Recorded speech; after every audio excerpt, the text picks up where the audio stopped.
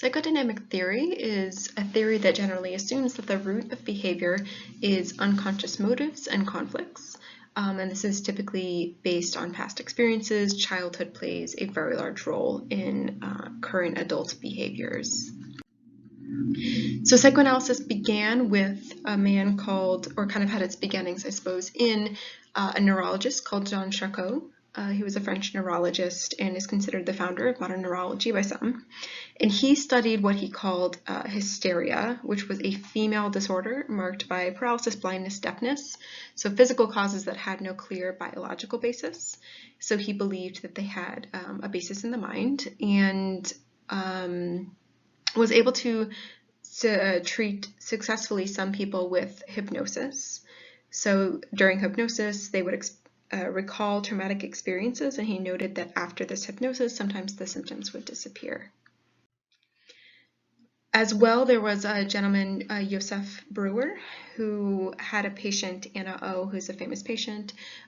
She had hysteria symptoms that emerged after the death of her father. And during one sort of trance that she would experience, she described the situation in which there was an emergence of one of her symptoms.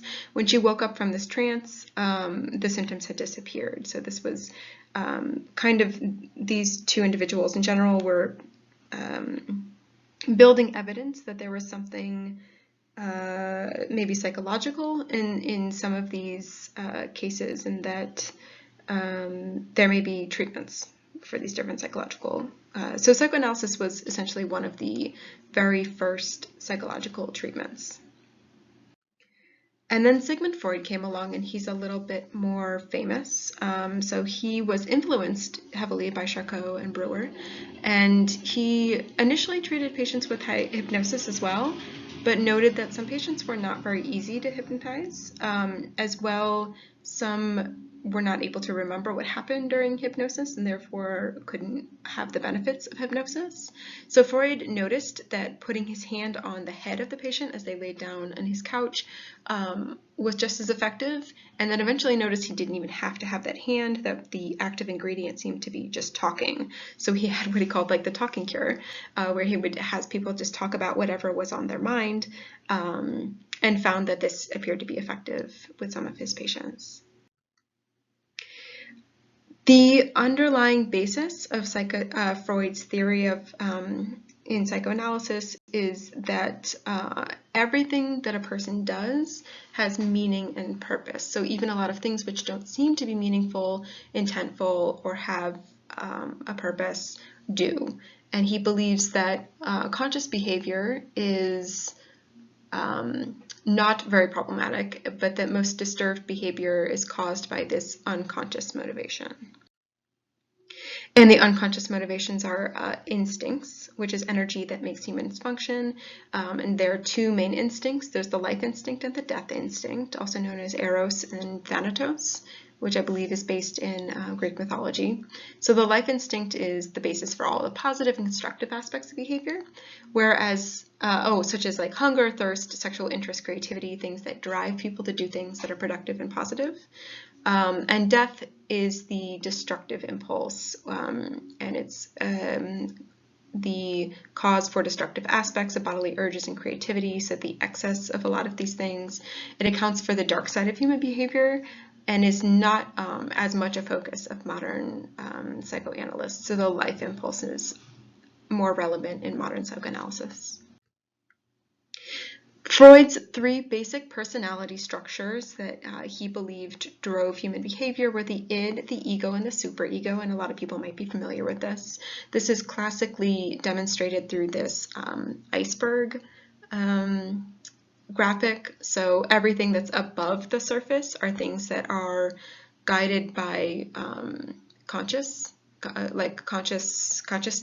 and conscious behavior, whereas everything that's below the water is guided by the unconscious. So the id is below the water. It's guided by, it's kind of like the pleasure principle.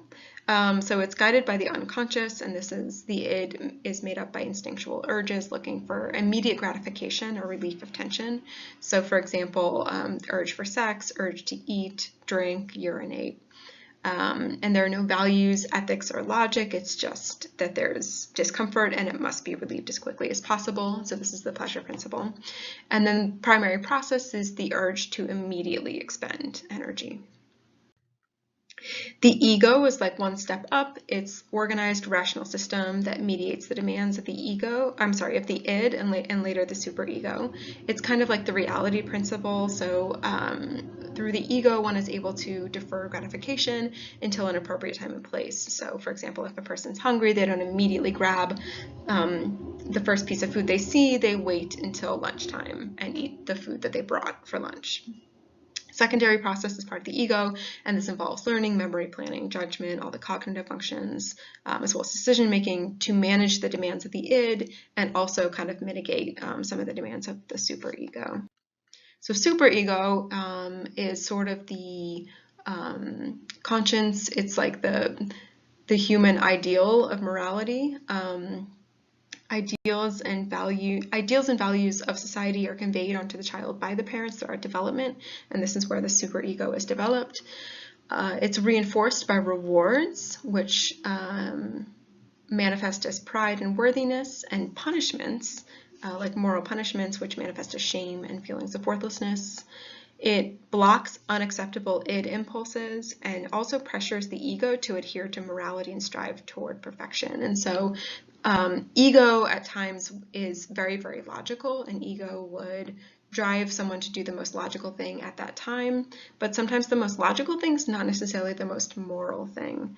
And so the superego is kind of able to bring the person's functioning up another level to consider moral and ethical implications of behavior. Freud's theory of the psychosexual stages of development is important because people at that time really weren't paying attention to childhood as an important period of psychological development.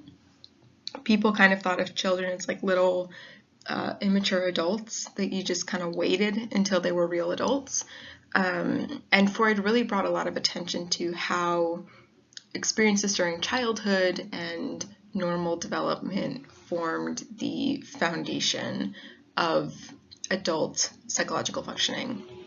So while this theory of development really doesn't have much scientific basis, and very few people that I know actually find it to be valid currently, it was just very important as kind of a primary attempt at understanding childhood and psychological development. So Freud believed that childhood does shape character and personality, and that children go through these stages, and that these stages are linked to erogenous zones of the body, so parts of the body that are sensitive to sexual stimulation. So Freud's psychosexual stages of development. First would be oral, where mouth is most important for satisfaction. This is during the first year. You can see how this kind of tracks. Babies put everything in their mouth, although notably that extends past the first year.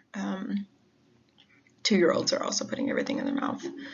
The anal stage, attention is on urination and defecation. So in modern children, this would be kind of the pre-potty training stages and throughout potty training.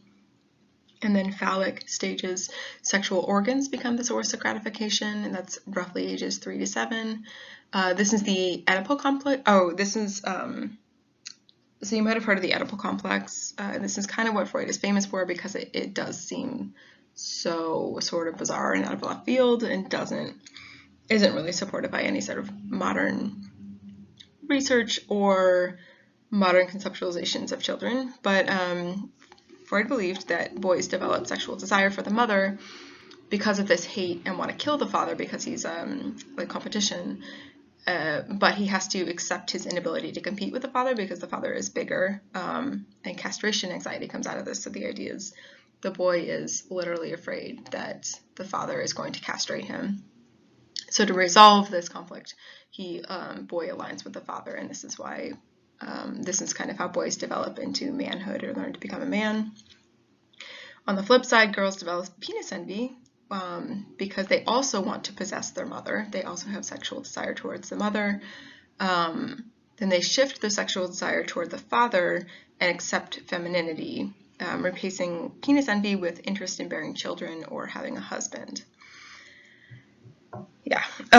Latency is lack of overt sexual activity, so kind of a latent period or period during which there isn't much psychosexual development, ages 5 to 12 roughly, and then the genital phase is a mature expression of sexuality, and that's from adolescence or around puberty into adulthood. So in psychosexual stages of development, difficulties at any stage can later be expressed as maladjustment, and we'll talk about that a little more specifically. But essentially, it's a series of development stages that must be moved through for normal development. Excessive frustration or overindulgence at any stage will lead to problems. Not engaging in a stage will lead to problems. And character formation results from these stages. So some examples of character formations that may occur from dysfunction during one of the psychosexual stages. In an oral stage, if someone didn't properly resolve oral stage, they could be a smoker or engage in excessive oral activities like gum chewing. You might have heard the term oral fixation, and this comes from Freudian theory. In the anal phase, if this is unresolved, somebody could be obsessively clean and organized, or on the flip side, really reckless and disorganized. So if you've heard that somebody is like anal retentive or somebody's anal, that's where that term comes from. In the phallic stage, if this isn't properly resolved, men become overly aggressive, ambitious, and vain, or women who don't resolve penis envy strive to dominate men and become seductive, assuming, I suppose, that seduction is the only way that women can dominate men, or they might, on the flip side, become unusually submissive. In the latency phase, if this isn't maneuvered through properly, there may be difficulties with sexual fulfillment in adult life. And in the genital phase, unsatisfactory friendships and romantic relationships, so kind of core relationship issues can occur if there are difficulties during the genital phase. Freud was a genius within his time and set the groundwork, very important groundwork, for later psychotherapeutic theories. However, he was a product of his time. He was a white man living in Austria, and living in a world where heterosexuality was considered a problem. And his theories reflect these ideas.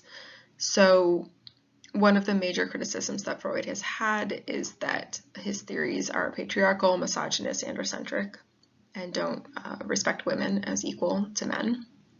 And I believe that there is a lot of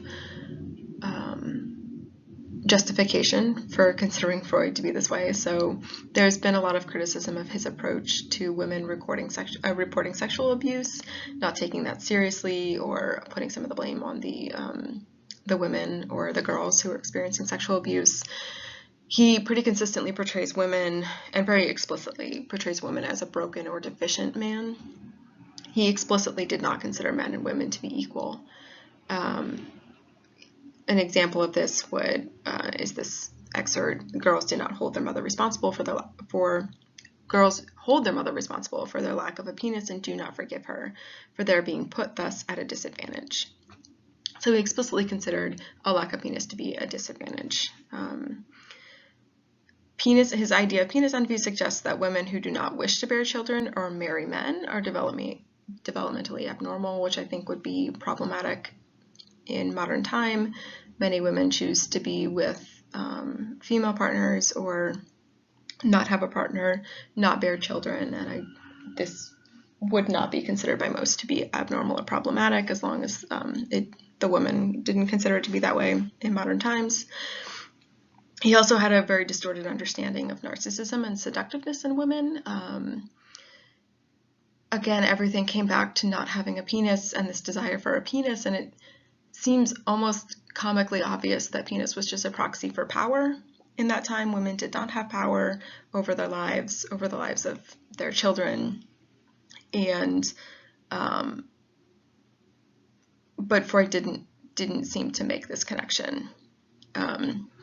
And I feel like a lot of it is summed up by this little quote in the picture.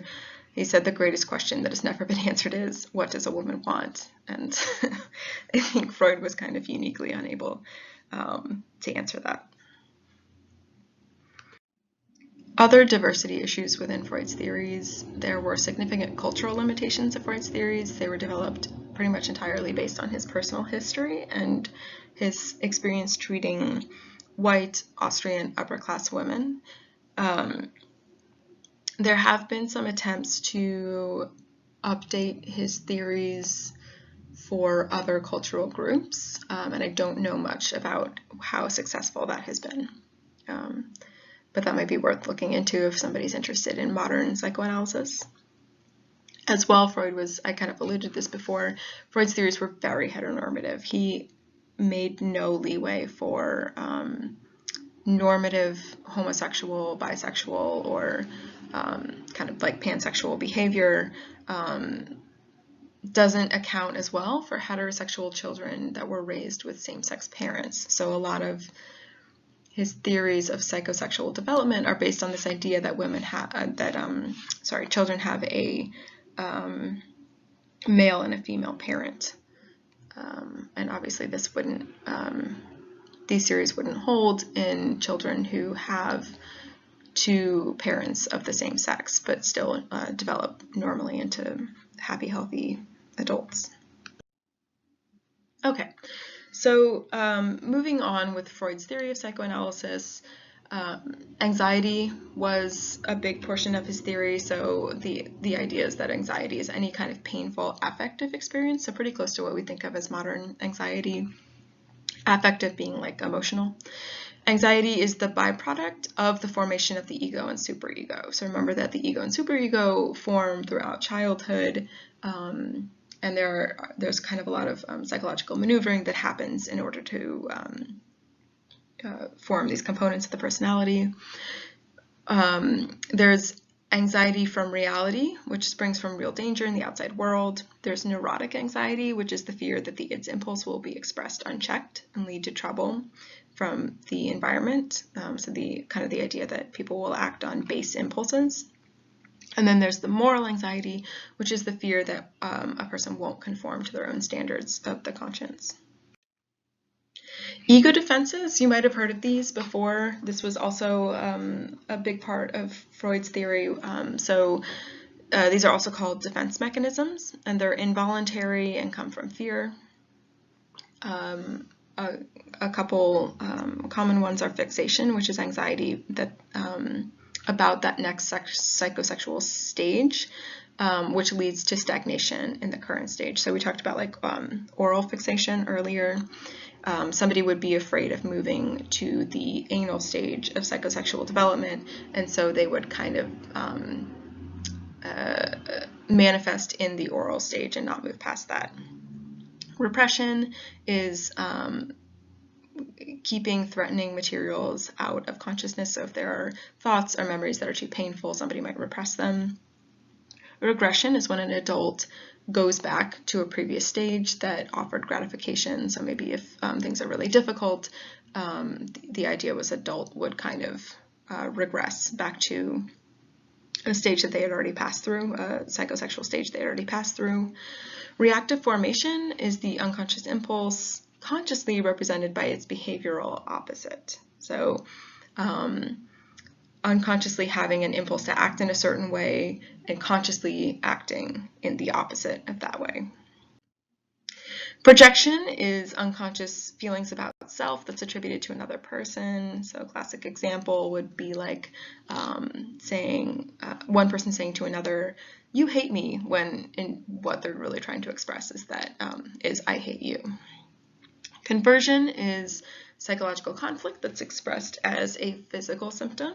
So maybe experiencing paralysis or severe illness due to psychological conflict.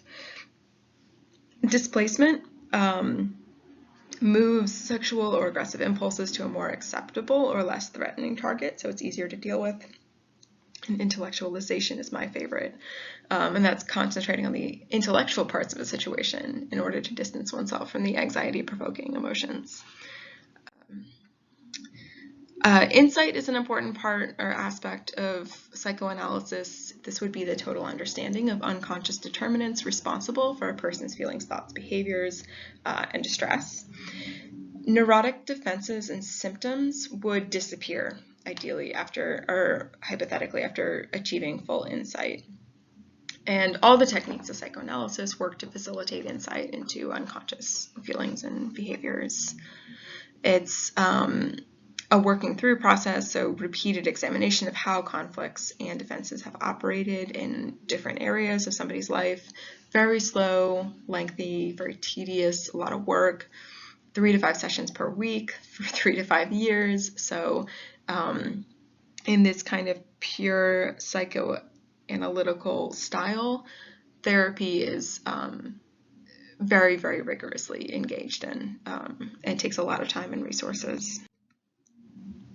Another analytical technique is free association, and this might be familiar to you. There's kind of the trope of like somebody sitting in a couch, just like saying whatever comes to their mind in a therapist's office. A lot of my clients come in kind of expecting that in psychotherapy and are surprised when they're sitting upright in a well-lit room filling out worksheets. But patients are supposed to say everything that comes to mind without censoring it. So anything even like ridiculous, embarrassing thoughts that they think are bad, they should say it out loud.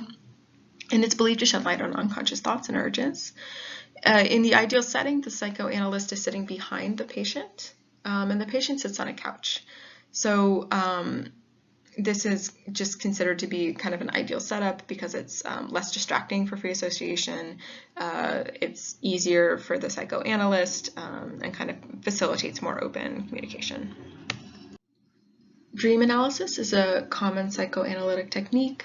It provides clues, so it's looking at somebody's dreams and kind of getting clues from the nature of their unconscious, based on the belief that dreams are laden with unrealized wishes and unconscious desires. There's 2 parts of dreams to a psychoanalyst. There's the manifest content, so what actually happened in the dream, and then the latent content, which is the symbolic meaning of those events or characters in the dream.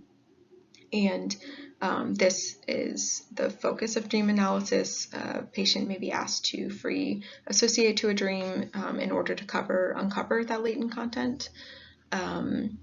And a psychoanalyst would have to be careful of waking defenses that kind of prevent the person from truly free associating about that dream. Resistance are any behaviors that prevent this unconscious material that's supposed to be being brought into consciousness from reaching consciousness. And a variety of behaviors are considered or could be interpreted as resistance in psychoanalysis.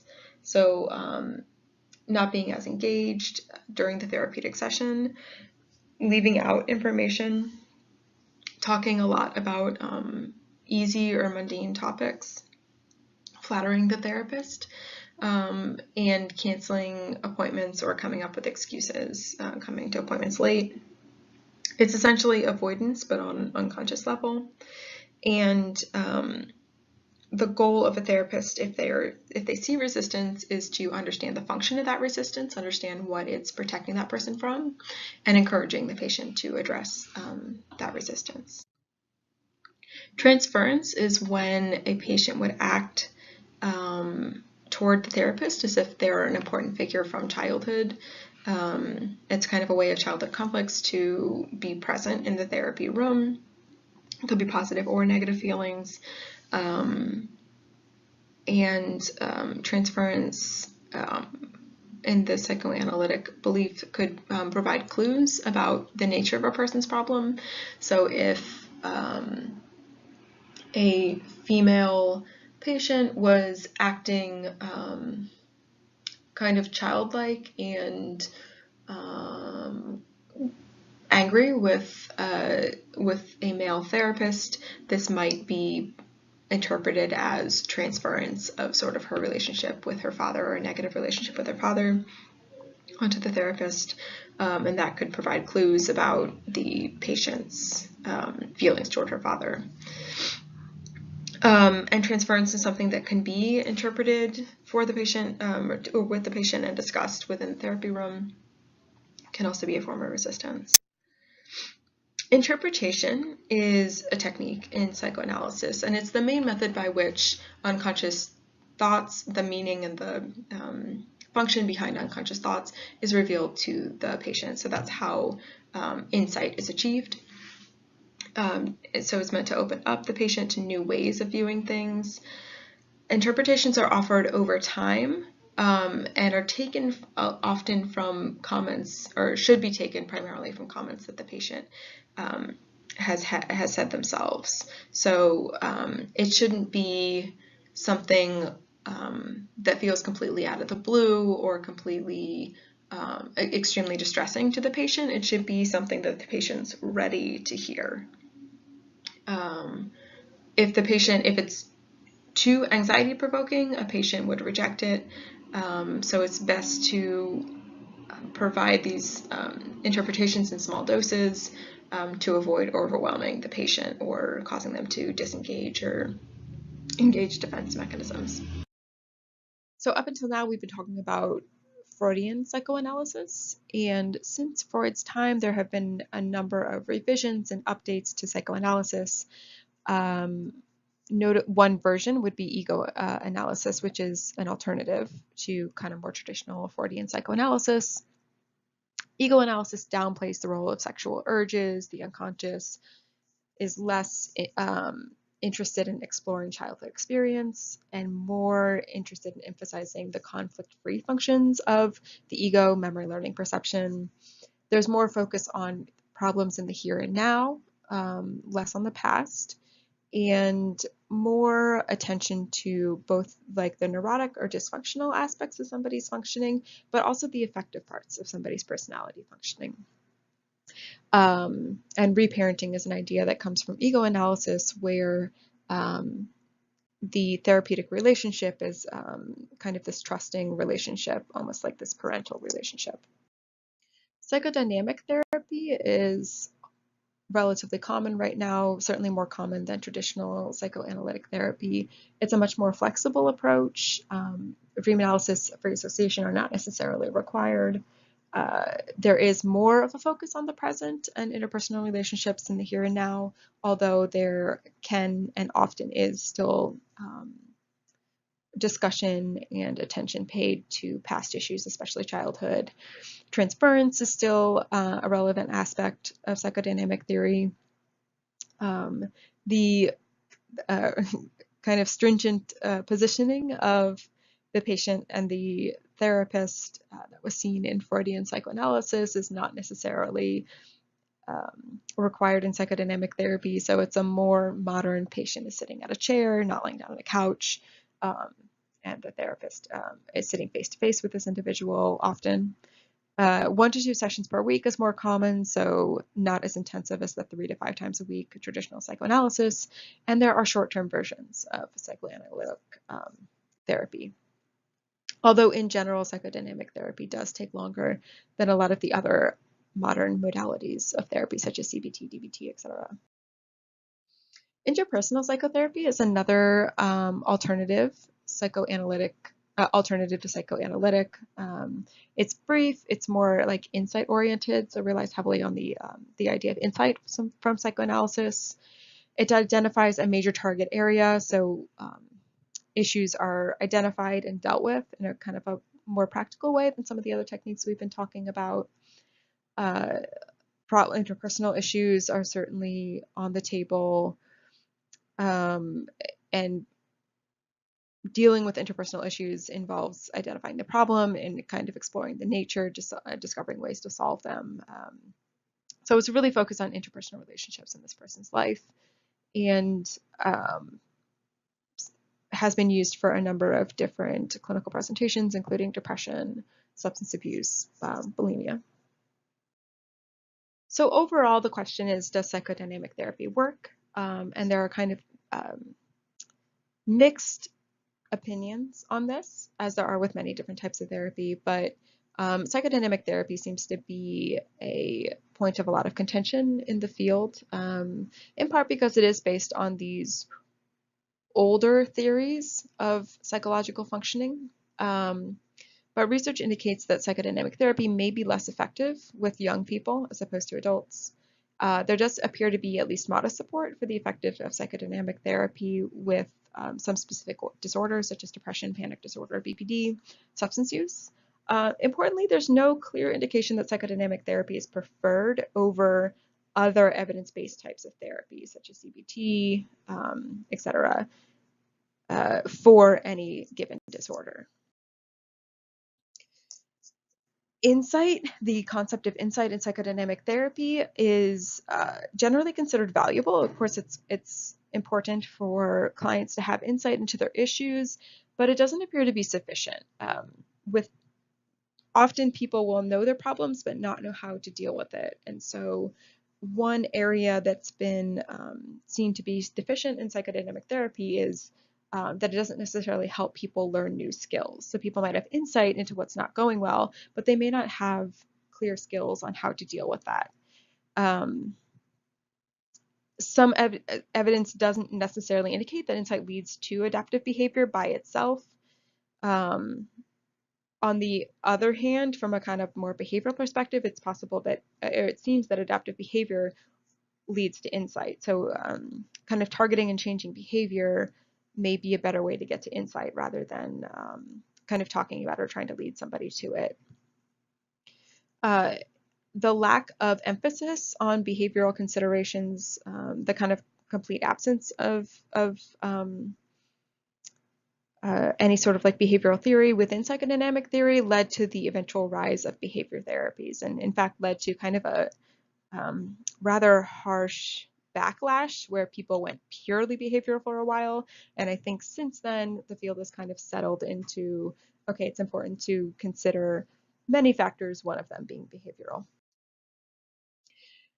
Interpretation in psychodynamic therapy is not necessarily related to outcome, positive related to outcome, so it's not clear that frequent interpretations of people's behavior in a psychodynamic framework is necessarily making people better. There's even some indication that might be negatively related. This might be in part to low accuracy. So one issue that a lot of people have with psychodynamic therapy is that interpretation is kind of based on a therapist's impression, which can be influenced by many different things. And certainly all therapists come into a session with preconceived notions about people and different types of people and the person that they're about to see. But psychodynamic therapy relies a lot more on clinical judgment and about the therapist having a lot of insight into their own biases, and the therapist having a lot of insight into how other people's minds work, which unfortunately may not be the case. Often we don't know as much as we think we know about a variety of people. And so it's possible that it seems apparent that interpretation should be used very carefully, and used inappropriately may negatively impact clients. As we mentioned, or as we talked before in the previous chapter, therapeutic alliance is incredibly important across all different types of therapies, and the quality and strength of that alliance is related to positive outcomes in psychodynamic and all other therapies. And it might actually be the most important aspect of psychodynamic therapy. So jumping back quickly to the observation that psychodynamic therapy may perform equally as some other therapies, it's possible that it's because they all have active ingredients of this therapeutic alliance, this trusting relationship, maybe an opportunity for somebody to talk about their issues and sort of maybe gain some insight into some of the problems that they're facing.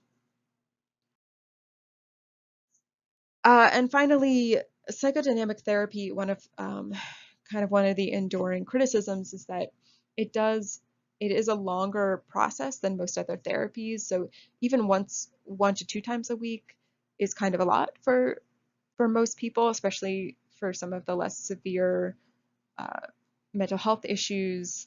And a lot of insurances don't reimburse for that. As well, the sessions tend to be longer than other sessions. Psychodynamic therapy is very theory heavy, and so therapist training tends to be a little bit more intensive as opposed to something like CBT where you can a lot of training makes somebody a better CBT therapist, but there are at least some basic skills that can be trained relatively quickly um, in like master level clinicians. I think importantly, and one of the takeaways from this chapter is that more of a need. There's a need for more psychodynamic therapy research. People, most of the research has been done on other modalities, and this might be in part there's just due to the fact that there's more people who are on the science side of clinical psychology tend to be more adherents to science-like interventions. So things like CBT and DBT, things that are a little more empirical, a little more practical and straightforward. And people who study psychodynamic therapy may be less inclined toward these like mixed clinical scientific careers. So that's one possible reason that there are fewer studies on psychodynamic therapy. But certainly to get a good sense of whether psychodynamic therapy can be helpful for different types of people, more research is needed.